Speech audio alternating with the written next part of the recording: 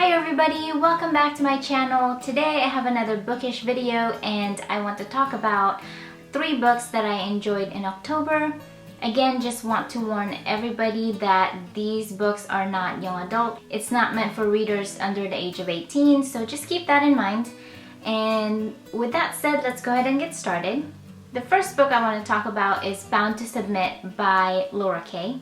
And this is the first official book in her new series called Blasphemy, and it was amazing. I don't know how else to put it in one word, but the book basically is about Griffin and Kenna, and Griffin is one of the masters in the Blasphemy Club, which is a BDSM club which is set in an abandoned building that used to be a church. So the irony in this book is kind of interesting. First of all, the name of the club is Blasphemy and they're inside an old church, and obviously there's nothing religious about the things that they do in this club.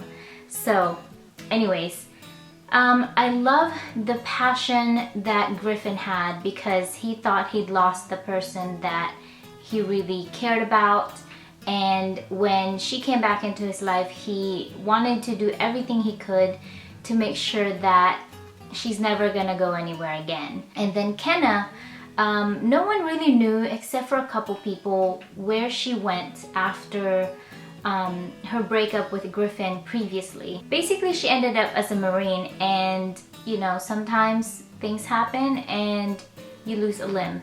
And this is what happened to her. She basically was missing her arm. I think it was the right one.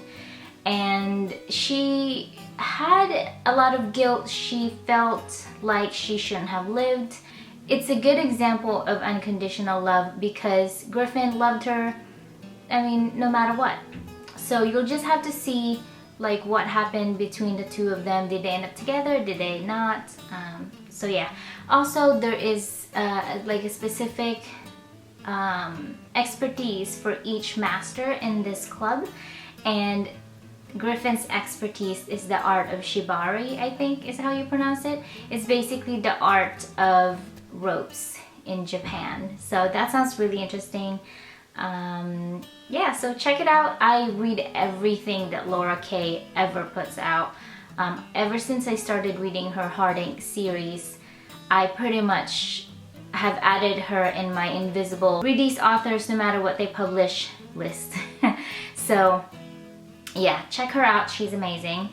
Okay, the next book is Cowboy Karma by Mia Hopkins. This is the 4th book in her Cowboy Cocktail series, and this is the first book I've ever read from her.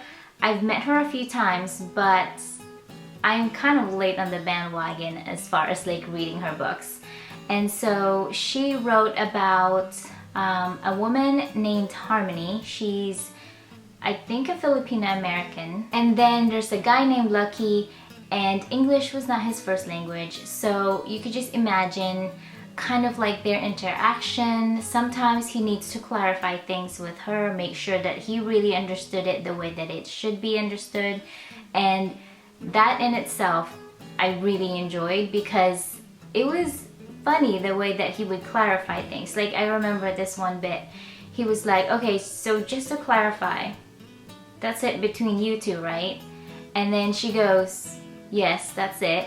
And then he goes, so, and obviously when people do that, she goes, so. And then the very last snippet of that is he said, so this thing about you and I, we should look into it a little more. And they did. And I'm not gonna tell you what happened, but they're awesome. Also, I really enjoyed the fact that he was determined not to end up like his father.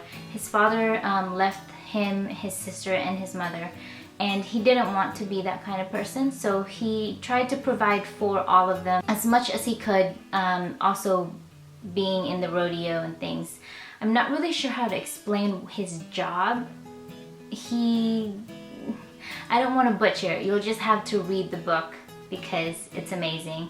One thing I would say about this book, it's short, so it's an easy and light read, but there was one part of it that was a little bit cliche, because I've read a lot of stories revolving around BDSM. And this book kind of touched on that. It was a little bit cliche, but I was like, you know, it's alright, it worked out. It was a nice read, and that's why I recommend it.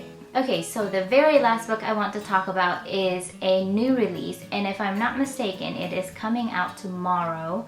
And this one is called Pull Me Close by Sydney Houston. And I'm really considering adding her into my invisible read whatever these authors publish list, because I just love every single book that I've read from her so far. She had a series called the Worth the Fight series, WTF, but I've only read a couple of the books. But now she has a new series, and it's called Panic, and it's a club. It's a nightclub in Miami, and Pull Me Close is the first book. So I want to talk about this book because this book really, I feel like it really got me in so many ways. So the book started, and I hope I'm not spoiling it by saying this, but the book started with a panic attack. And from then and there, I was like, oh my gosh, this book is going to be amazing. It's going to hopefully make an impact, I feel like. And the beginning of the story, Nick or Nico, however you want to call him, he's the guy, right? He was such a jerk. Like, I seriously wanted to punch him over and over again so he can find some sense, because he was really getting on my nerves. I'm like, how can this guy possibly be the main character when he's such a jerk?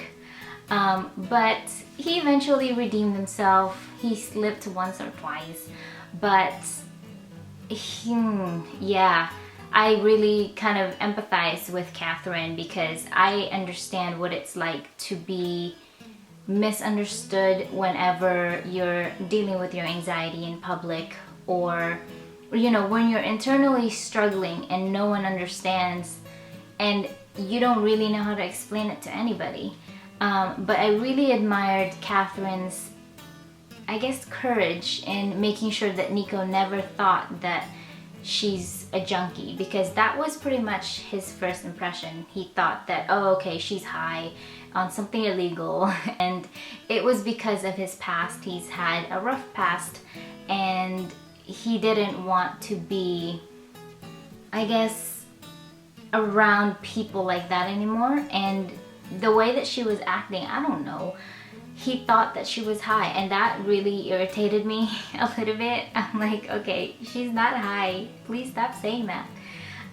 But yeah, also this book kind of touched on like terrorist attacks that happened throughout the world. The first one was 9/11, which was what triggered all of her fears, and then the second one is the recent Paris attacks. So I don't know like how the author managed to do that, but it was like, it made sense.